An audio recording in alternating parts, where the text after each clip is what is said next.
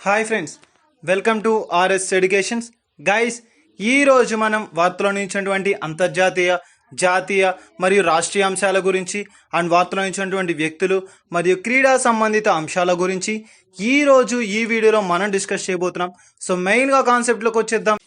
11 July 2021కి సంబంధించినటువంటి current affairs గురించి discuss చేయబోతున్నాం. So let's start. సో మనకి ఫస్ట్ టాపిక్ వచ్చేసరికి ఈ రోజు ఏంటి అంటే రాజస్థాన్ రాష్ట్రానికి సంబంధించినటువంటి ఒక అంశం మనకి ఈ రోజు వార్తలో నిలిచింది. సో రాజస్థాన్ రాష్ట్రం, ఈ రాష్ట్రాలకు సంబంధించి చూస్తే మనకి ముఖ్యంగా రాజస్థాన్ రాష్ట్రం అనేది ఇటీవల కాలంలో తరచూ వార్తలు నిలుస్తుంది. సో దానికి సంబంధించి చూస్తే మనకి ఈ రోజు వ్యవసాయ అభివృద్ధి కోసం ఏర్పాటు చేయబడినటువంటి ఒక కార్యక్రమం అనేది మనకి ఈ రోజు మనకి అమలులోకి చేయలేకపోతున్నాం అని చెప్పి, సో త్వరలోనే అమలు చేయనున్నాము అని చెప్పి ఈ రోజు వీరు వెలువరిస్తూ వార్తలు నిలిచారు. సో వ్యవసాయ అభివృద్ధి కోసం ఏర్పాటు చేసిన కార్యక్రమం, సో దానికి సంబంధించి ఎవరు ఈ రోజు దాన్ని వెలువరించారంటే సో ఆ యొక్క రాష్ట్ర ముఖ్యమంత్రి గారు అయినటువంటి అశోక్ గెహ్లాట్ గారు. సో అశోక్ గెహ్లాట్ గారు ఈ యొక్క విషయాన్ని వెలువరిస్తూ వార్తలు నిలిచారు. సో ఆ యొక్క వ్యవసాయ అభివృద్ధి కోసం ఏర్పాటు చేయబడినటువంటి ఆ స్కీమ్ ఏంటి అంటే ముఖ్యమంత్రి కిసాన్ మిత్ర ఉర్జా యోజన. చాలా ఇంపార్టెంట్ మనకి ఈ యొక్క నేమ్స్ మనకి ముఖ్యంగా వచ్చినప్పుడు. సో ఆ యొక్క నేమ్స్ పట్ల ప్రత్యేకమైనటువంటి శ్రద్ధ వహించండి. ముఖ్యంగా తీసుకుంటే మనకి ముఖ్యమంత్రి కిసాన్ మిత్ర ఉర్జా యోజన అని చెప్పాం. సో ముఖ్యమంత్రి గారి పేరిట ప్రారంభించబడినటువంటి ఒక స్కీమ్ గా చెప్పుకోవచ్చు. అండ్ కిసాన్ అంటే వచ్చేసరికి రైతుల కొరకు, అండ్ మిత్ర ఉర్జా యోజన, ఉర్జా అనగా పవర్, సో విద్యుత్తుకు సంబంధించినటువంటి ఒక స్కీమ్. సో ఈ విధంగా తీసుకుంటే మనకి మొత్తంగా ఆయన ఏ విధంగా దీన్ని ఏర్పాటు చేశారు అంటే వీరు ముఖ్యమంత్రి కిసాన్ మిత్ర ఉర్జా యోజన. సో ముఖ్యమంత్రి గారు, సో ప్రభుత్వమైనటువంటి ముఖ్యమంత్రి గారు సో యొక్క రైతుల కొరకు ఏర్పాటు చేసినటువంటి విద్యుత్తుకు సంబంధించిన ఒక ప్రయోజనకరమైనటువంటి యొక్క స్కీమే మనకి ఈ యొక్క ముఖ్యమంత్రి కిసాన్ మిత్ర ఉర్జా యోజన అని చెప్పవచ్చు. సో ఈ యొక్క నేమ్ అనేది మనకి సో ముఖ్యమంత్రి గారి పేరిట ఈ యొక్క కార్యక్రమం అనేది ఏర్పాటు చేయడం అనేది జరిగింది. సో అశోక్ గెహ్లాట్ గారు సో దీనిని మనకి ఈ యొక్క నేమ్ ని ఇండికేట్ చేస్తూ అండ్ మెయిన్ గా తీసుకుంటే దీని యొక్క కార్యక్రమాన్ని ప్రారంభించడం అయితే జరిగింది. సో త్వరలోనే మనకి దీనిని ప్రారంభించనున్నామని చెప్పి, so with in the span of 2 to 3 days లోనే మనకి దీన్ని అమలులోకి తీసుకురానున్నాము అని చెప్పి వీరు వెలువరించడం అయితే జరిగింది. సో వ్యవసాయ ఉత్పత్తులకు సంబంధించి, వ్యవసాయ అభివృద్ధికి సంబంధించి ఇటీవల కాలంలో అనేక రాష్ట్రాలు అనేకమైనటువంటి కార్యక్రమాలను చేపడుతూ ఉన్నాయి. సో ఆ విధంగా తీసుకుంటే మనకి ఈ రోజు యొక్క రాజస్థాన్ రాష్ట్రం కూడా ఒక కీలకమైనటువంటి అంశంతో ముందడుగు వేయడం అయితే జరిగింది. సో అదేంటి అంటే రాజస్థాన్ రాష్ట్రానికి సంబంధించినటువంటి ఒక కీలకమైనటువంటి అభివృద్ధి పథకం. సో వ్యవసాయానికి సంబంధించినటువంటి ఒక అభివృద్ధి పథకం మనకి ఈ యొక్క ముఖ్యమంత్రి కిసాన్ మిత్ర ఉర్జా యోజన అని చెప్పవచ్చు. సో ముఖ్యమంత్రి గారి పేరిట వ్యవసాయ రైతులకు సంబంధించి ఒక మిత్రులుగా అంటే ఒక సహాయ సహకారంగా ఉండేటువంటి ఒక విద్యుత్ పవర్ని అందించేటువంటి ఒక స్కీమ్ అని చెప్పవచ్చు. సో రైతుల కొరకు విద్యుత్తును అందించేటువంటి ఒక ఉపయోగకరమైనటువంటి స్కీమే మనకి ఈ యొక్క ముఖ్యమంత్రి కిసాన్ మిత్ర ఉర్జా యోజన అని చెప్పవచ్చు. సో ఈ యొక్క కార్యక్రమాన్ని మనకి త్వరలోనే ప్రారంభించనున్నారు. సో ఈ విధంగా తీసుకుంటే మనకి ఇటీవల కాలంలో ఈ యొక్క ఏ విధంగా అయితే ముఖ్యమంత్రుల పేరు చూసాం అండ్ పిఎం పేరు ఇటీవల కాలంలో చూస్తే పిఎం కుసూన్ అని చెప్పి, సో సౌరశక్తి ద్వారా తయారు చేసేది అని చెప్పి మనకి ఇటీవల కాలంలో కూడా ఒక అంశం చూసాం. సో వ్యవసాయ ఉత్పత్తులకు సంబంధించి వ్యవసాయ రంగానికి సంబంధించి వివిధ రకాలైనటువంటి అంశాలు, వివిధ రకాలైన కార్యక్రమాలు మనకి తరచూ వార్తలు నిలుస్తున్నాయి. సో ఈ విధంగా తరచూ వార్తలు నిలిచినటువంటి అంశాల పట్ల వ్యక్తులకు సంబంధించి సో మెయిన్ గా తీసుకుంటే ఈ యొక్క ముఖ్యమంత్రులకు సంబంధించి సో వారు ప్రవేశపెడుతున్నటువంటి కార్యక్రమాలు ఏంటి, అండ్ ముఖ్యంగా ఏ స్కీమ్స్ ని ప్రవేశపెడుతున్నారు, అండ్ కొత్తగా తీసుకొస్తున్నటువంటి అమల్లోకి వస్తున్నటువంటి కార్యక్రమాలు. సో ఇటువంటి అంశాలు వచ్చినప్పుడు ప్రత్యేకమైనటువంటి శ్రద్ధ వహించండి. ముఖ్యంగా రైతులకు సంబంధించి ఏ విధమైనటువంటి స్కీమ్స్ ని ప్రవేశపెడుతున్నారు, అండ్ ఎటువంటి కొత్త వినూత్నమైనటువంటి కార్యక్రమాలను ఏర్పాటు చేస్తున్నారు. సో ఈ విధమైనటువంటి అంశాలు కనుక మనకి కనిపిస్తే ఆ యొక్క అంశాల పట్ల ప్రత్యేకమైన నోట్స్ మనకి ప్రిపేర్ చేసుకోండి. అండ్ ముఖ్యంగా తీసుకుంటే మనకి త్వరలో మనకి ప్రతి ఒక్కరు అడుగుతున్నారు సో జాబ్స్ కి సంబంధించి అప్డేట్స్ అని చెప్పి. సో బిఫోర్ 6 months ఉన్నటువంటి కరెంట్ అఫైర్స్ అన్ని కూడా ప్రిపేర్ అవ్వండి. బిఫోర్ 6 months లో ఉన్నటువంటి కరెంట్ అఫైర్స్ కూడా ఈ యొక్క వ్యవసాయానికి సంబంధించి ఈ పాయింట్ పరంగా తీసుకుంటే వ్యవసాయ అభివృద్ధికి సంబంధించి ఒక బిట్ అనేది మనకి అడగడం అనేది జరుగుతుంది. సో ఆ యొక్క అంశాలకు సంబంధించి ప్రత్యేకమైన శ్రద్ధ వహించండి. సో ఎవరైతే పోటీ పరీక్షలకు ప్రిపేర్ అవుతున్నారో వారు ముఖ్యంగా ఈ యొక్క స్కీమ్స్ వచ్చినప్పుడు ఆ యొక్క స్కీమ్ నేమ్ ఏంటి, అండ్ దీన్ని ఎవరు ప్రవేశపెట్టారు, అండ్ దీని యొక్క ముఖ్య ఉద్దేశం ఏంటి. ఫర్ ఎగ్జాంపుల్ ఇప్పుడే తీసుకుంటే మనకి ముఖ్యమంత్రి కిసాన్ మిత్ర ఉర్జా యోజన అని చెప్పి, సో ఆ రాష్ట్ర ముఖ్యమంత్రి గారు అయినటువంటి అశోక్ గెహ్లాట్ గారు దీన్ని ప్రవేశపెట్టడం అయితే జరిగింది. సో దానికి సంబంధించి చూస్తే ఈ యొక్క ముఖ్యమంత్రి గారి పేరిట దీన్ని ప్రారంభించారు. ఉపయోగం, దీని యొక్క ఉద్దేశం ఏంటంటే సో రైతులకు సంబంధించి విద్యుత్ సరఫరా చేసేటువంటి ఒక ప్రక్రియ అని చెప్పవచ్చు. సో ఈ విధంగా ఈ యొక్క రాజస్థాన్ రాష్ట్రానికి సంబంధించి వ్యవసాయ అభివృద్ధి కోసం ఏర్పాటు చేసినటువంటి ఒక కార్యక్రమం ఇది మనకి ఈ రోజు నుంచి అమల్లోకి రానున్నట్లు వెల్లడించడం అయితే జరిగింది. సో నెక్స్ట్ వచ్చేసరికి ఈ రోజు వార్తలు మరొక టాపిక్ ఏంటి అంటే కోర్టు ప్రొసీడింగ్స్ కి సంబంధించి. సో కోర్టు ప్రొసీడింగ్స్ కి సంబంధించి లైవ్ టెలికాస్ట్ అనేది మనకి లైవ్ స్ట్రీమింగ్ ప్రక్రియ అని చెప్పి, so live streaming of court proceedings అని చెప్పి ఒక అంశం మనకి ఈ రోజు వార్తలు. సో ఇటీవల కాలంలో కూడా మనకి ఈ యొక్క అంశానికి సంబంధించి డిస్కస్ చేసాం.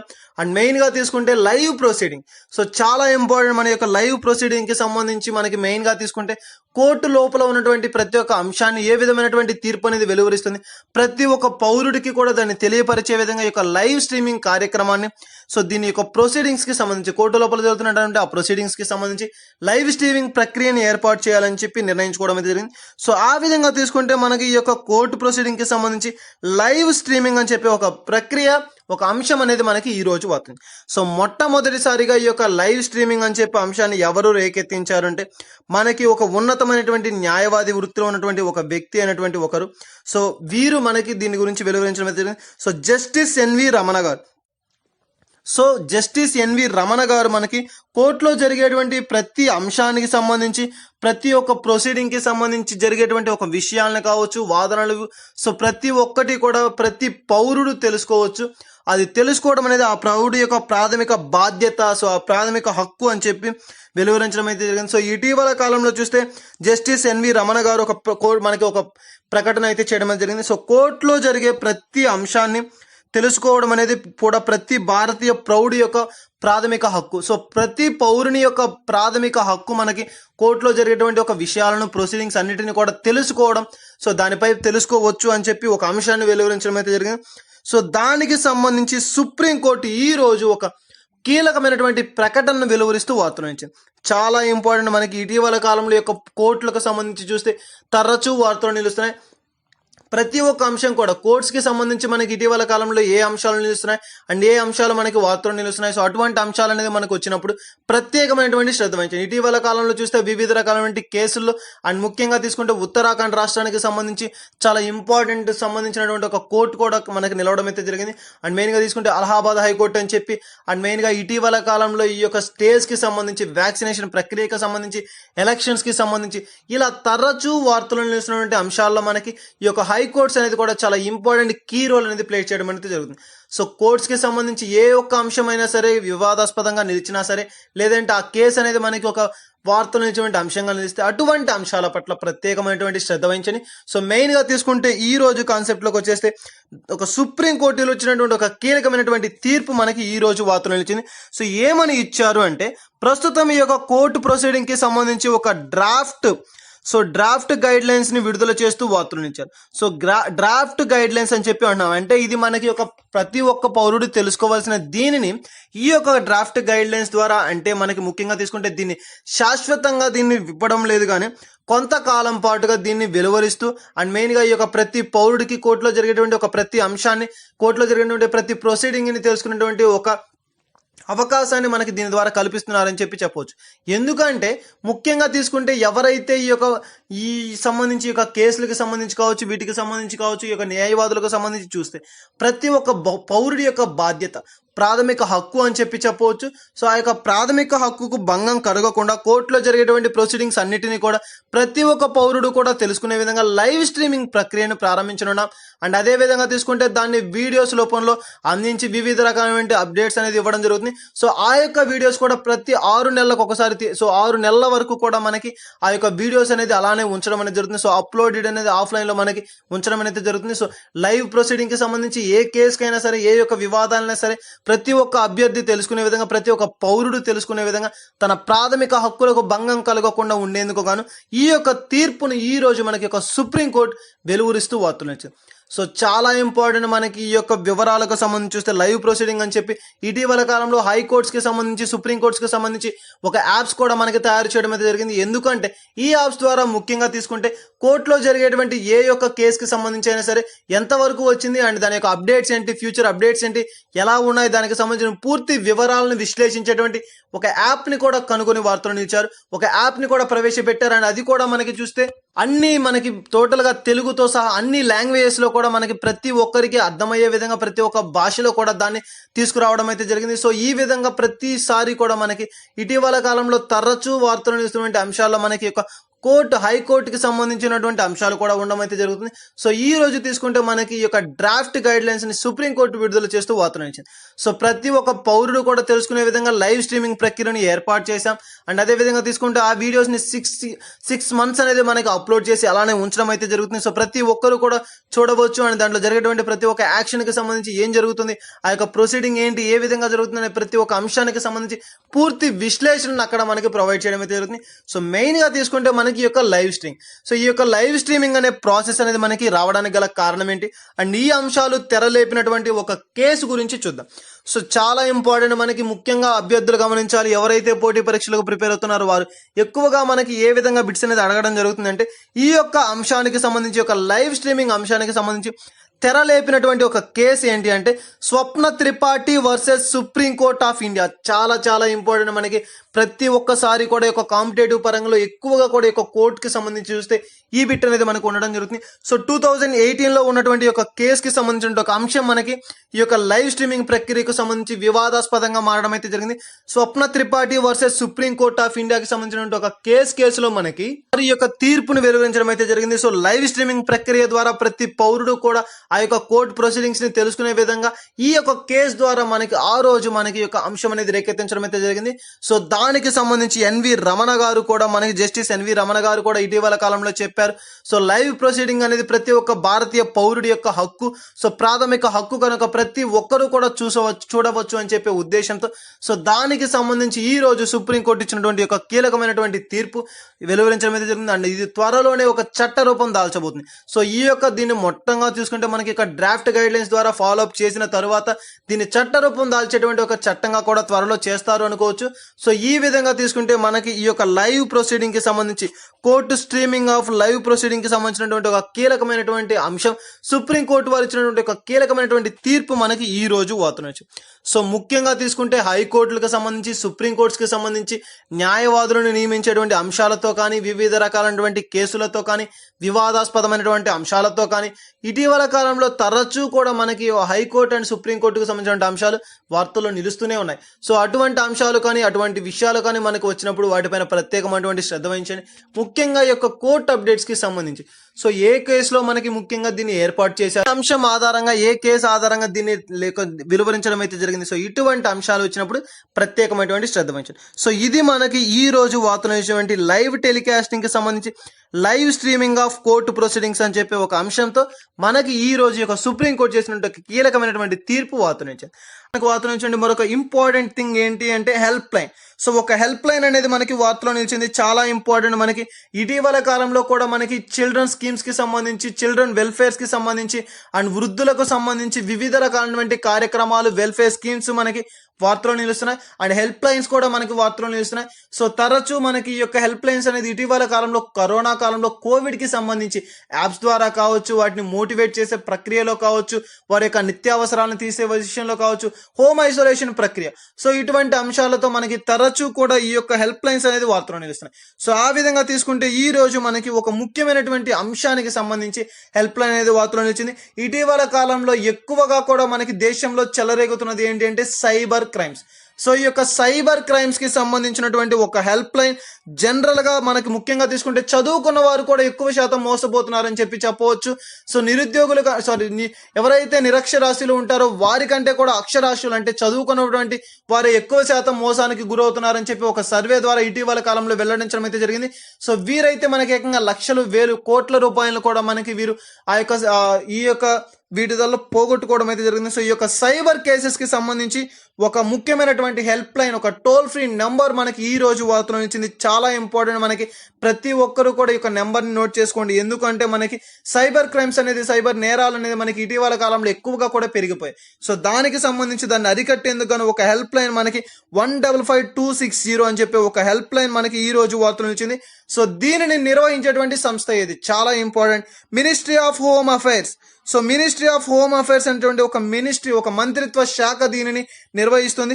ఇటీవల కాలంలో కూడా మనకి ఈ యొక్క మినిస్ట్రీ ఆఫ్ హోమ్ అఫైర్స్ కి సంబంధించి కావచ్చు, ఈ యొక్క హెల్ప్ లైన్ కి సంబంధించి కావచ్చు, ఎల్డర్స్ అండ్ ఓల్డర్ ప్రొటెక్షన్ కోసం, చిల్డ్రన్ స్కీమ్స్ కోసం, వారి యొక్క పరిరక్షణ కోసం, ఇటువంటి అంశాలతో మనం తరచూ కూడా ఈ యొక్క help lines, toll free numbers ని వార్తలో చూసాం.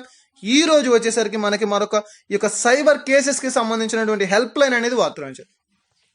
ఇటువంటి అంశాలు కనుక వార్తలు నిలిస్తే ఆ యొక్క అంశాల పట్ల ప్రత్యేకమైనటువంటి శ్రద్ధ వహించండి. సో ఇది మనకి ఈ రోజు వార్తలు అనేటువంటి హెల్ప్ లైన్ 155260 చాలా ఇంపార్టెంట్ అండ్ మనకి ఎక్కువ శాతం పోటీ పరీక్షలు అడిగేటువంటి ఒక కేసెస్ కి, ఎక్కువగా కూడా యొక్క సైబర్ క్రైమ్స్ కి సంబంధించి వచ్చినటువంటి నూతనమైనటువంటి ఆ టోల్ ఫ్రీ నెంబర్ ఏంటి అని చెప్పి అడుగుతారు. సో 155260. సో దీన్ని ప్రారంభించినటువంటి మంత్రిత్వ శాఖ ఏది అంటే మనకి ministry of home affairs. So మంత్రిత్వ శాఖలో మనకి ఇటీవల కాలం నుండి తరచూ వార్తలు నిలుస్తున్నాయి. సో అటువంటి మంత్రిత్వ శాఖలకు సంబంధించినటువంటి అంశాలు కనుక వార్తలు నిలిస్తే ఆ యొక్క అంశాల పట్ల ప్రత్యేకమైనటువంటి శ్రద్ధ వహించండి. ఎక్కువగా కూడా ఆ యొక్క మంత్రిత్వ శాఖ ఏది, ఏ శాఖ ద్వారా ఈ యొక్క కార్యక్రమాలు నిర్వహించబడుతున్నాయి అండ్ దానికి ప్రస్తుతం మంత్రిగా ఎవరు విధులను నిర్వహిస్తున్నారు. సో ఇటువంటి అంశాల పట్ల ప్రత్యేకమైనటువంటి శ్రద్ధ వహించండి. సో ఇది మనకి ఈ రోజు వార్తలు అనేటువంటి ఒక సైబర్ కేసెస్ కి సంబంధించినటువంటి హెల్ప్ లైన్ ఆ toll free number. And next వచ్చేసరికి ఈ రోజు వార్తలు అనేటువంటి మరొక ఇంపార్టెంట్ థింగ్, దివ్యాంగులకు సంబంధించి. సో దివ్యాంగులకు సంబంధించి ఒక ప్రత్యేకమైనటువంటి ఒక సెంటర్స్ ని ఏర్పాటు చేస్తూ ఈ రోజు వార్తలు నిలిచింది. దేశవ్యాప్తంగా 14 సెంటర్లను ఏర్పాటు చేస్తూ ఈ రోజు మనకి ఒక మంత్రిత్వ శాఖ వార్త. ఇప్పుడే చెప్పాం మనం ఈ యొక్క మంత్రిత్వ శాఖకు సంబంధించి, యొక్క మినిస్ట్రీస్ కి సంబంధించి ప్రత్యేకమైనటువంటి శ్రద్ధ వహించండి. సో ఎవ్రీ డే క్లాస్ లో మనం అట్లీస్ట్ 2 మినిస్ట్రీస్ అంటే 2 మంత్రిత్వ శాఖల గురించి చూడడం జరుగుతుంది. సో చాలా ఇంపార్టెంట్, మనకి మినిస్ట్రీ ఆఫ్ కామర్స్ అని, మినిస్ట్రీ ఆఫ్ ట్రైబల్ అఫైర్స్ అని చెప్పి సో నిన్నటి రోజున కూడా మనం చూడడం అనేది జరిగింది. సో ఈ యొక్క అపెడా సంస్థలకు సంబంధించి ఈ విధంగా మనకి తరచూ కూడా వివిధ రకాలైనటువంటి మంత్రిత్వ శాఖలు వార్తలో నిలుస్తున్నాయి. సో అటువంటి మంత్రిత్వ శాఖలకు సంబంధించినటువంటి అంశాల పట్ల ప్రత్యేకమైనటువంటి శ్రద్ధ వహించండి. సో ఇప్పుడు కాన్సెప్ట్ లోకి వచ్చేస్తే మనకి ప్రత్యేకమైనటువంటి సెంటర్స్ ని దివ్యాంగులకు సంబంధించి దేశవ్యాప్తంగా మనకి ప్రారంభించడం అయితే జరిగింది. సో 14 మంత్రిత్వ శాఖలను 14 సెంటర్స్ ని ఏర్పాటు చేశారు. ఆ యొక్క మంత్రిత్వ శాఖ ఏది అంటే ministry of social justice and empowerment. So social justice and empowerment అనే ఈ యొక్క మంత్రిత్వ శాఖ ఈ రోజు ఈ యొక్క దివ్యాంగులకు సంబంధించి, వారి లోపాలకు సంబంధించి చాలా ఇంపార్టెంట్ అండి. మనకి దివ్యాంగులు అంటే కొంతమందికి చేతులు ఫిజికల్ గా హ్యాండికాప్డ్ ఉంటారు అండ్ కాళ్ళు కావచ్చు అండ్ ముఖ్యంగా కళ్ళు ప్రాబ్లం ఏదో ఒకటి. సో మన యొక్క బాడీలో ఉన్నటువంటి ఏ ఒక అవయవమైనా సరే లోపం ఉంటే దాన్నే మనకి ఫిజికల్లీ హ్యాండిక్యాప్డ్ అంటే దివ్యాంగులు అని చెప్పి చెప్తాం. సో ఆ విధంగా ఎవరైతే ఉంటారో సో వారికి సంబంధించి ఒక ప్రత్యేకమైనటువంటి సెంటర్స్. సో ఈ యొక్క సెంటర్స్ ని ఏర్పాటు చేయాల్సినటువంటి ముఖ్య ఉద్దేశం ఏంటి, ఎందుకు వీటిని ఏర్పాటు చేస్తున్నారంటే చిన్న వయసు నుంచే వారికి సంబంధించి ట్రీట్మెంట్స్ ని ఇస్తూ అందుబాటులోకి ఆ ట్రీట్మెంట్స్ ని తీసుకువస్తూ తక్కువ వ్యవధిలో అంటే వారికి త్వరితగతిలోనే దాన్ని పూర్తిగా కంప్లీట్ గా వాటిని తీసివేసే ప్రక్రియ అని చెప్పి చెప్పవచ్చు. సో ఒక వినూత్నమైనటువంటి ఇంపార్టెంట్ ప్రక్రియ. సో చిన్న వయసు నుంచే వారికి కనుక ఆ యొక్క వ్యాధికి సంబంధించి నిర్ధారణ పరీక్షలు కావచ్చు, ట్రీట్మెంట్ కానీ చేస్తే వారి యొక్క వైకల్యాన్ని కోల్పోయి నార్మల్ స్థితికి వచ్చేటువంటి అవకాశాలు చాలా ఎక్కువగా ఉన్నాయి. సో దాని కొరకు అటువంటి అంశాల పట్ల ఈ యొక్క హెల్ప్ లైన్ సెంటర్స్ అంటే దివ్యాంగులకు సంబంధించి ప్రత్యేకమైనటువంటి ఒక సెంటర్స్ ని ఈ రోజు యొక్క మంత్రిత్వ శాఖ ఏర్పాటు చేస్తూ వార్తలు వచ్చింది. Ministry of social justice and empowerment అని చెప్పే ఒక మంత్రిత్వ శాఖ. సో చాలా ఇంపార్టెంట్, మనకి ముఖ్యంగా తీసుకుంటే ఇటీవల కాలంలో ఒక సర్వే వెల్లడించింది. 2011 సెన్సెక్స్ ప్రకారంగా తీసుకుంటే 6 సంవత్సరాల లోపు ఉన్నటువంటి దివ్యాంగులు ఎవరైతే ఉన్నారో సో వారు మనకి 20 లక్షలకు పైగా ఉన్నారు. చాలా ఇంపార్టెంట్. సో అటువంటి వారందరినీ కూడా బాగు చేసేటువంటి ఒక సెంటర్స్ అని చెప్పి చెప్పవచ్చు. సో దీనికి సంబంధించి చూస్తే ఆర్టికల్ 48 మనకి యొక్క రాజ్యాంగంలో, కాన్స్టిట్యూషన్ లో కూడా ఆర్టికల్ 48 లో మనకి యొక్క దివ్యాంగులకు సంబంధించి వారి యొక్క పరిరక్షణార్థం తీసుకోవాల్సినటువంటి చర్యల గురించి మనకి ఈ యొక్క ఆర్టికల్ అనేది ఎక్స్ప్లెయిన్ చేయడం అనేది జరుగుతుంది. సో ఈ యొక్క పాలిటీ పరంగా కూడా ఆర్టికల్స్ అనేది మనకి చాలా ఇంపార్టెంట్. సో ఇటువంటి అంశాల పట్ల కూడా ప్రత్యేకమైనటువంటి శ్రద్ధ వహించండి. సో ఇది మనకి ఈ రోజు వార్తలు ఇచ్చినటువంటి ఒక మంత్రిత్వ శాఖ ministry of social justice and empowerment కి సంబంధించినటువంటి ఒక ముఖ్యమైనటువంటి అంశం. రోజు వార్తలు ఇచ్చినటువంటి మరొక అంశం ఏది అంటే వృద్ధులకు సంబంధించి. సో ఓల్డర్స్ అని చెప్పాం, సో ఓల్డ్ పర్సన్స్ అని చెప్పాం. ఇటీవల కాలంలో సో వృద్ధులకు సంబంధించినటువంటి ఒక అంశాలు మనకి తరచూ వార్తలు నిలుస్తున్నాయి. ఈ రోజు కూడా మనకి ఒక వృద్ధులకు సంబంధించినటువంటి ఒక అంశం వార్తలు నిలిచింది, చాలా ఇంపార్టెంట్. ఇటీవల కాలంలో అనేక రాష్ట్రాలు, అనేక ప్రాంతాలు వృద్ధులకు సంబంధించి వారి యొక్క సంరక్షణార్థం అనేకమైనటువంటి కార్యక్రమాలను చేపడుతుంది. ఇటీవల కాలంలో చూస్తే రాజస్థాన్ కావచ్చు, అండ్ మనకి మెయిన్ గా తీసుకుంటే బెల్ ఆఫ్ ఫెయిత్ అని చెప్పే ఒక స్కీమ్ తోటి కేరళ కూడా ఒక ముఖ్యమైనటువంటి కార్యక్రమాన్ని ప్రారంభించింది. సో వారి యొక్క రక్షణకు సంబంధించి, వారి యొక్క ప్రొటెక్షన్ కి సంబంధించి వివిధ రకాలైనటువంటి కార్యక్రమాలు రాష్ట్ర ప్రభుత్వాలే చేపట్టడం అనేది చూస్తున్నాం. సో ఆ విధంగా తీసుకుంటే ఈ రోజు మనకి ఈ యొక్క వృద్ధులకు సంబంధించినటువంటి ఒక కీలకమైనటువంటి అంశం వార్తలు ఇచ్చింది. సో వృద్ధులకు సంబంధించి ఒక రిపోర్ట్ అనేది, ఒక సూచి అనేది మనకి వార్తలు ఇచ్చింది. ఏజ్ వెల్ అని చెప్పే ఒక ఫౌండేషన్ దీన్ని విడుదల చేస్తూ వార్తలు చాలా ఇంపార్టెంట్. ముఖ్యంగా చూస్తే మనకి యొక్క వృద్ధులకు సంబంధించి ఇటీవల కాలంలో కూడా అనేక అంశాలు తరచూ వార్తలు నిలుస్తున్నాయి. ఆ విధంగా తీసుకుంటే మనకి మెయిన్ గా వారికి కావాల్సినటువంటి వస్తువుల కొరకు ఒక ప్రత్యేకమైనటువంటి పోర్టల్ కూడా ఒక ప్రాంతం ప్రారంభించింది అని చెప్పి, సో ప్రతి ఒక్క ఎక్విప్మెంట్ వారికి కావాల్సిన ప్రతి ఒక్క అవసరాలు నీడ్ కూడా మనకి ఆ యొక్క పోర్టల్ ద్వారా అవైలబుల్ లో ఉంటాయని చెప్పి, అండ్ మెయిన్ గా తీసుకుంటే వారి యొక్క రక్షణ రంగానికి వారిని రక్షించేటువంటిందుకు అని ముఖ్యంగా ప్రొటెక్ట్ చేసేందుకు గాను బెల్ ఆఫ్ ఫెయిత్ అనే ఒక కార్యక్రమం కేరళ ప్రభుత్వం ఇటీవల కాలం చూసాం. వివిధ రకాలైనటువంటి రాష్ట్రాలు అనేకమైనటువంటి అంశాలతోటి తరచూ వార్తలు నిలుస్తున్నాయి. సో ఆ విధంగా తీసుకుంటే ఈ రోజు మనకి యొక్క వృద్ధులకు సంబంధించినటువంటి మరొక అంశం వార్తలు నిలిచింది. అదే చెప్పాం, రిపోర్ట్.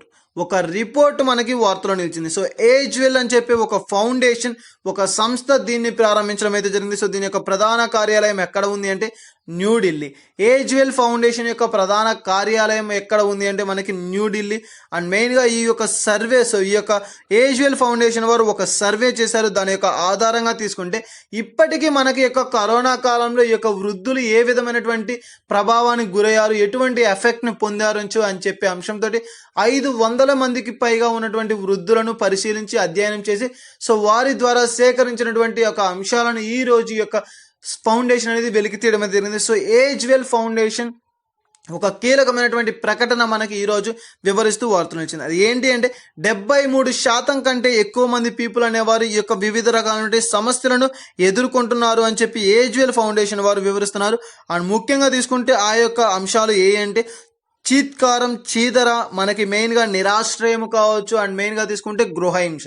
సో ఈ యొక్క 4 అంశాలను మేము ఈ యొక్క కరోనా కాలంలో కరోనా కారణంగా ఎదుర్కొన్నాము. సో అటువంటి అంశాలను, చిత్రహింసలను మేము భరించాము అని చెప్పి ఒక అంశంతో 73% మంది ప్రజలు, వృద్ధులలో వీరు ఎక్కువ శాతం మంది దీనిని వివరించడం అయితే. సో చాలా ఇంపార్టెంట్ మనకి ఈ విధంగా చూసుకుంటే ప్రస్తుతం ఉన్నటువంటి యొక్క కరోనా కాలంలో యొక్క వృద్ధులకు సంబంధించి కూడా ఒక ఇంపాక్ట్ చూసేటువంటి ఒక కార్యక్రమం మనం చూసాం. ఈ విధంగా 73% మందికి పైగా ఈ యొక్క కరోనా కాలంలో మేము చీత్కారాన్ని ఎదుర్కొన్నాం, చేదరింపులను ఎదుర్కొన్నాం, అదేవిధంగా నిరాశ్రయలమయ్యాము. అండ్ ముఖ్యంగా తీసుకుంటే చాలా అంశాలను వీరు వెలువరించడం అనేది జరిగింది.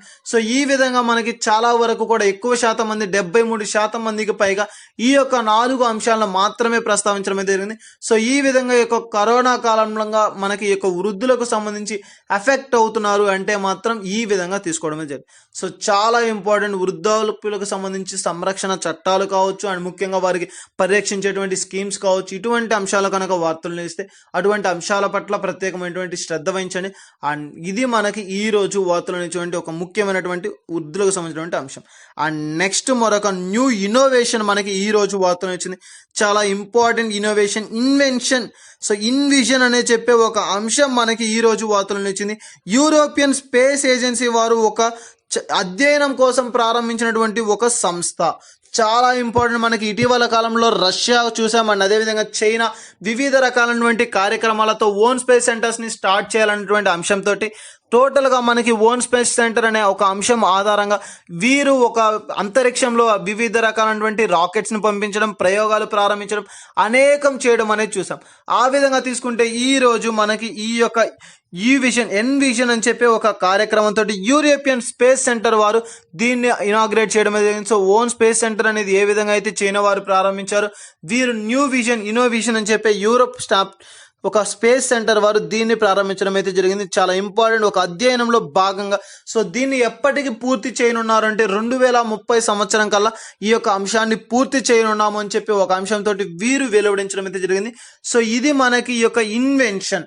సో చాలా ఇంపార్టెంట్ అండి ఈ యొక్క ఇన్విజన్ అని చెప్పి కార్యక్రమం. సో ముఖ్యంగా వివిధ ప్రాంతాలకు వివిధ దేశాలకు సంబంధించి ఏదైనా స్కీమ్స్ కనుక వార్తలను ఇస్తే ముఖ్యంగా ఆ యొక్క నేమ్స్ను గుర్తుపెట్టుకోవడానికి ట్రై చేయండి. ఎక్కువ శాతం మనకి ఇంపార్టెంట్ థింగ్స్గా తీసుకుంటాం. సో ఇది మనకి ఇన్విజన్కి సంబంధించినటువంటి ఒక ముఖ్యమైనటువంటి అంశం. సో గాయస్ ఇది చాలా ఇంపార్టెంట్ థింగ్ అని చెప్పి చెప్పవచ్చు. స్పేస్ సెంటర్స్కి సంబంధించి కావచ్చు, లేదంటే ఏదైనా ఒక ముఖ్యంగా వివిధ రకాల అంతరిక్షానికి సంబంధించి ఏదైనా అంశం కనుక వార్తలను ఇస్తే ఎక్కువ శాతం ఆ యొక్క అంశాల పట్ల ప్రత్యేకమైనటువంటి శ్రద్ధ వహించండి. చాలా ఇంపార్టెంట్ టాపిక్స్ అండి ఈ యొక్క స్పేస్ సెంటర్స్కి సంబంధించి. ఇటీవల కాలంలో ఎక్కువ శాతం వస్తున్నటువంటి బిట్స్లో మనకి యొక్క అంతరిక్షానికి సంబంధించినటువంటి అంశాలు తరచూ వార్తలను ఇస్తున్నాయి. సో అటువంటి అంశాలు కనుక వార్తలను ఇస్తే అటువంటి అంశాల పట్ల ప్రత్యేకమైనటువంటి శ్రద్ధ వహించండి. సో ఇది మనకి ఈ రోజు వార్తలను ఇచ్చినటువంటి ఎన్విజన్ అని చెప్పే ఒక ముఖ్యమైనటువంటి అంశం. అండ్ నెక్స్ట్ వచ్చేసరికి ఈ రోజు వార్తలు వచ్చినటువంటి మరొక అంశం ఏది అంటే రక్షణ మంత్రిత్వ శాఖ. సో రక్షణ మంత్రిత్వ శాఖ మనకి 2 అంశాలతోటి వార్తలు నిలవడం అయితే జరిగింది. చాలా ఇంపార్టెంట్. ఇటీవల కాలంలో ఈ యొక్క రక్షణ శాఖకు సంబంధించి కూడా తరచూ వార్తలు నిలుస్తున్నాయి. అండ్ వారి యొక్క రక్షణ కొరకు అండ్ హెల్త్ ఇష్యూస్ కోసం అని చెప్పి వివిధ రకాలైన కార్యక్రమాలను ఇటీవల కాలంలో ప్రవేశపెట్టారని చెప్పి చూసాం. ఆ విధంగా తీసుకుంటే ఈ రోజు మనకి రక్షణ మంత్రిత్వ శాఖ 2 మరొక అంశాలతోటి ఈ రోజు వార్తలు నిలవడం అయితే జరిగింది. అది ఏంటి అంటే ప్రత్యేక ప్రోత్సాహం. సో మనకి ప్రజెంట్ యొక్క రక్షణ శాఖ అన్నాం. సో రక్షణ వ్యవస్థలో కనుక ఏవైనా స్టార్టప్ కంపెనీస్ అయితే ఉన్నాయి, సో ఆ యొక్క కంపెనీస్కి మనకి యొక్క ప్రోత్సాహం ఇచ్చేందుకు గాను, సో ప్రత్యేకమైనటువంటి ప్రోత్సాహం కల్పించేందుకు గాను ఆ యొక్క సంస్థలకు మొత్తంగా 498.8 కోట్ల రూపాయలతో ఒక న్యూ ఇన్నోవేషన్ ని స్టార్ట్ చేయడం జరిగింది. సో వారి యొక్క అభివృద్ధి కొరకు 498.8 కోట్ల రూపాయలను నిధులను విడుదల చేస్తూ ఈ యొక్క రక్షణ మంత్రిత్వ శాఖ వార్తలు నిలిచింది. చాలా ఇంపార్టెంట్ థింగ్ మనకి దీన్ని ఆరంభించినటువంటి సంస్థ ఏది అంటే innovation for defence expense and defence innovation అని చెప్పే ఒక సంస్థ. దీని యొక్క ఆధ్వర్యంలో ఈ యొక్క మొత్తం నిధులను విడుదల చేస్తూ వస్తుంది. చాలా ఇంపార్టెంట్. మనకి రక్షణ రంగానికి సంబంధించినటువంటి ఒక ప్రత్యేకమైనటువంటి ప్రోత్సాహం కోసం ఏవైతే స్టార్టప్ సంస్థలు ఉన్నాయో, సో ఆ యొక్క స్టార్టప్ సంస్థల కోసం ప్రవేశపెట్టినటువంటి పథకం అండ్ ముఖ్యంగా దీన్ని నిర్వహించేటువంటి సంస్థ ఏది అండ్ దేని ఆధ్వర్యంలో ఇది నిర్వహించబడుతుంది అంటే innovation for defence excellence and defence innovation అని చెప్పి ఒక సంస్థ ఆధ్వర్యంలో ఈ యొక్క కార్యక్రమం అనేది నిర్వహించబడడం అనేది జరుగుతుంది.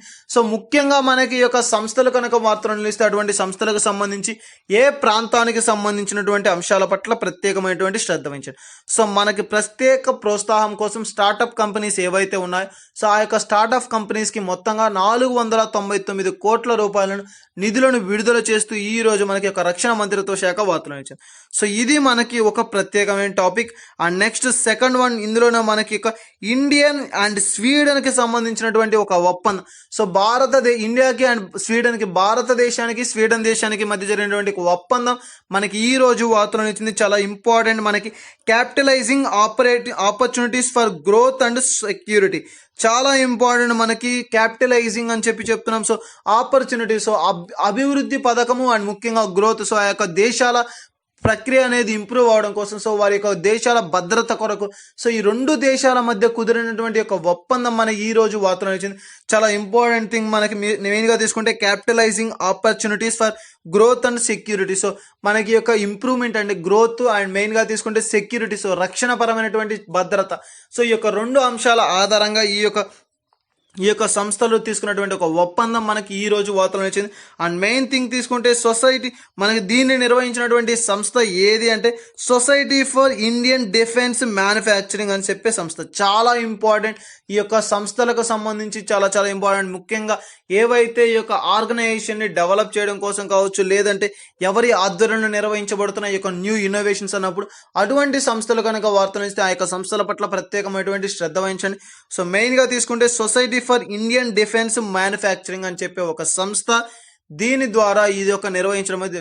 సో 2 సంస్థలు మనకి ఈ రోజు వార్తలు నుంచి innovation for defence excellence, defence innovation అని చెప్పే ఒక సంస్థ. అండ్ మెయిన్గా తీసుకుంటే second one society for Indian defence manufacturing. So ఈ యొక్క రెండు సంస్థలు మనకి ఈ యొక్క రక్షణ మంత్రిత్వ శాఖకు సంబంధించి కీలకమైనటువంటి సంస్థలుగా వార్తలు ఇచ్చాయి. సో ఇటువంటి అంశాలు కనుక వార్తలు ఇస్తే అటువంటి అంశాలకు సంబంధించి ప్రత్యేకమైనటువంటి శ్రద్ధ వహించండి. చాలా ఇంపార్టెంట్ థింగ్స్ మనకి ఈ యొక్క రక్షణ మంత్రిత్వ శాఖకు సంబంధించి. సో ఇది మనకి ఈ రోజు వార్తలను ఇచ్చినటువంటి రక్షణ శాఖకు సంబంధించినటువంటి కీలకమైనటువంటి అంశం. సమితి యొక్క ప్రధాన కార్యాలయాలు కావచ్చు, లేదంటే ఐక్యరాజ్య సమితికి సంబంధించి అనుబంధ సంస్థ ఏదైనా సరే మనకి వార్తలో నిలిచింది అంటే దానికి సంబంధించి మనకి ముఖ్యముగా చెప్పుకోవాలి అంటే ఈ యొక్క అనుబంధ సంస్థలు అనేది చాలా ఇంపార్టెంట్. సో దీని యొక్క ప్రధాన కార్యాలయాలు ఎక్కడ ఉన్నాయని చెప్పేది కూడా చాలా ఇంపార్టెంట్. సో స్విట్జర్లాండ్లో ఉన్నటువంటి జెనీవాలో మనకి యొక్క దీని యొక్క ప్రధాన కార్యాలయం ఉండమని జరుగుతుంది. సో ఇది మనకి యొక్క ఐఎల్ఓకి సంబంధించి. సో ఈ రోజు మనకి ఈ యొక్క ఐఎల్ఓ ఎందుకు వార్తలో నిలిచింది అంటే ఐఎల్ఓ మనకి ఒక నివేదికను విడుదల చేస్తూ వార్తలో నిలిచింది. ఏంటి అంటే ఎంప్లాయ్మెంట్ మనకి లైవ్లీహుడ్ అని చెప్పి ఒక నివేదికతో ఈ రోజు మనకి వార్తలు నిలిచింది. చాలా ఇంపార్టెంట్. మనకి ఐఎల్ఓ ఒక నివేదిక ఇచ్చారు అంటే అది ఏంటి అంటే ఎంప్లాయ్మెంట్ లైవ్లీహుడ్ అని చెప్పి ఒక నివేదికను విడుదల చేస్తూ వార్తలో నిలిచారు. సో ఈ యొక్క ముఖ్య ఉద్దేశం ఏంటి, ఈ యొక్క ఎంప్లాయ్మెంట్ లైవ్లీహుడ్ ఈ యొక్క ఐఎల్ఓ ఇచ్చినటువంటి నివేదిక యొక్క సారాంశం ఏంటి అంటే మనకి ప్రస్తుతం ఉన్నటువంటి యొక్క కరోనా కాలంలో కరోనా ఫస్ట్ వేవ్ లో మనకి ప్రపంచవ్యాప్తంగా తీసుకుంటే 10.5 crores మెంబర్స్ మనకి పేదరికంగా మార్చబడ్డారు. చాలా ఇంపార్టెంట్. మనకి 10.5 కోట్ల మంది పేదరికమైనటువంటి స్థితిలోకి మార్చబడ్డారు ఈ యొక్క కరోనా కాలంలో, ఈ యొక్క కరోనా కారణంగా. ఎందుకంటే పూట కోసం అని చెప్పి కష్టపడేటువంటి వారు ఎందరో ఉన్నారు మన ప్రపంచంలో. సో అటువంటి వారు అందరూ కూడా ఈ యొక్క కరోనా కాలంలో, ఈ యొక్క లాక్డౌన్ సమయంలో వారి యొక్క వృత్తిని కోల్పోయి అండ్ వారికి ఉన్నటువంటి జీవనోపాధిని కోల్పోయి వారు తిరిగి కంప్లీట్ మనకి పూర్తి పేదరిక స్థితిలోకి రావడం అనేది జరిగింది. సో మనకి మెయిన్ గా తీసుకుంటే ఆ యొక్క లైన్ కిందకి ఈ యొక్క మెయిన్ గా పేదరిక సూచి అని చెప్తాం. సో ఆ యొక్క లైన్ కిందకి వీరందరూ కూడా రావడం అనేది జరిగింది. టోటల్ గా 10.5 కోట్ల మంది ఈ యొక్క ఐఎల్ఓ నివేదిక ప్రకారంగా ప్రపంచవ్యాప్తంగా 10.5 కోట్ల మంది పేదరికంగా మార్చబడ్డారు అని చెప్పవచ్చు. అండ్ అదే విధంగా తీసుకుంటే ఈ యొక్క సూచి అనేది మనకి మొత్తంగా 2023 వరకు కూడా ఇదే విధంగా కొనసాగేటువంటి అవకాశాలు ఉన్నాయని చెప్పి వెలువరించింది. సో చాలా ఇంపార్టెంట్ మనకి మొత్తంగా. సో అదే విధంగా తీసుకుంటే ఈ యొక్క సెకండ్ వేవ్ కాలంలో మొత్తంగా ఈ యొక్క 2021కి సంబంధించి కూడా ఈ యొక్క పేదరిక సూచి అనేది మనకి మెయిన్ గా తీసుకుంటే 20 కోట్లకు చేరనుందని చెప్పి వివరించారు. చాలా ఇంపార్టెంట్. మనకి ప్రస్తుతం ఉన్నటువంటి ఈ యొక్క కరోనా కాలంలో పేదరికం అనేది ఇంకా పెరిగిపోవడానికి కారణం ఏంటి అంటే ఉన్న పేదవారు కాస్త ఇంకా పూర్తి స్థాయి పేదవారుగా మార్చబడుతున్నారు. అందుకు గల కారణాలు కేవలం ఈ యొక్క కరోనా వ్యాధి కారణంగా. సో ఈ విధంగా తీసుకుంటే వీరికి సంబంధించి మొత్తంగా 2021 నాటికి మొత్తంగా తీసుకుంటే 20 కోట్ల మంది పేదరిక స్థితిలోకి మార్చబడబోతున్నారు అని చెప్పి సో వెలువరించడం అయితే జరిగింది. సో ఈ విధమైనటువంటి అంశాలతో ఈ రోజు మనకి యొక్క అంశం అనేది వార్తలు నిలిచింది. సో ఇటువంటి సూచీలు కానీ నివేదికలు కావచ్చు ఏదైనా మనకి వార్తలు నిలిస్తే సో అటువంటి అంశాల పట్ల ప్రత్యేకమైనటువంటి శ్రద్ధ వహించండి. ఏ అంశమైనా సరే మనకి యొక్క సూచీలకు సంబంధించి కావచ్చు, లేదంటే ఒక కీలకమైనటువంటి అంశాలకు సంబంధించి కావచ్చు, ఆ యొక్క అంశాల పట్ల ప్రత్యేకమైనటువంటి శ్రద్ధ వహించండి. సో గైస్, ఇది మనకి ఈ రోజు వార్తలు ఇచ్చినటువంటి అంతర్జాతీయ, జాతీయ మరియు రాష్ట్రీయ అంశాల గురించి అండ్ వార్తలు ఇచ్చినటువంటి ఇంపార్టెంట్ థింగ్స్ గురించి. ఇవే కాకుండా మన ఛానల్లో మరెన్నో నోటిఫికేషన్కి సంబంధించినటువంటి అప్డేట్స్ కావచ్చు, జాబ్ ప్రొఫైల్స్ కావచ్చు, అండ్ అదేవిధంగా ఈ మధ్య కాలంలోనే మనం యాప్టిట్యూడ్ క్లాసెస్ని కూడా స్టార్ట్ చేయడం అనేది జరిగింది. సో ఇంట్రెస్టింగ్ క్యాండిడేట్స్ ఎవరైనా ఉంటే విజిట్ చేయండి. అండ్ అదేవిధంగా తీసుకుంటే మనకి ఒక యాప్టిట్యూడ్ క్లాసెస్ అనే కాదు, లైవ్ అప్డేట్స్ గురించి కూడా ప్రొవైడ్ చేయడం అనేది జరిగింది. ప్రీవియస్ ఇయర్ క్వశ్చన్స్ పేపర్స్ని ప్రొవైడ్ చేయడం అనేది జరిగింది. సో ఇలా ప్రతి ఒక్కటి కూడా డైలీ కరెంట్ అఫైర్స్ కావచ్చు, డైలీ న్యూస్ పేపర్ అప్డేట్స్ కావచ్చు. సో వీటన్నిటిని కానీ మీరు కనుక పొందాలి అనుకుంటే మా యొక్క ప్రతి అప్డేట్ని, మా యొక్క డైలీ ప్రతి ఒక్క అప్డేట్స్ అన్నిటిని కూడా మీకు కనుక రావాలి అనుకుంటే సబ్స్క్రైబ్ చేసుకోండి. మా యొక్క ప్రతి అప్డేట్ని, మా యొక్క ప్రతి వీడియోని మీరు పొందడం అనేది జరుగుతుంది. Thank you.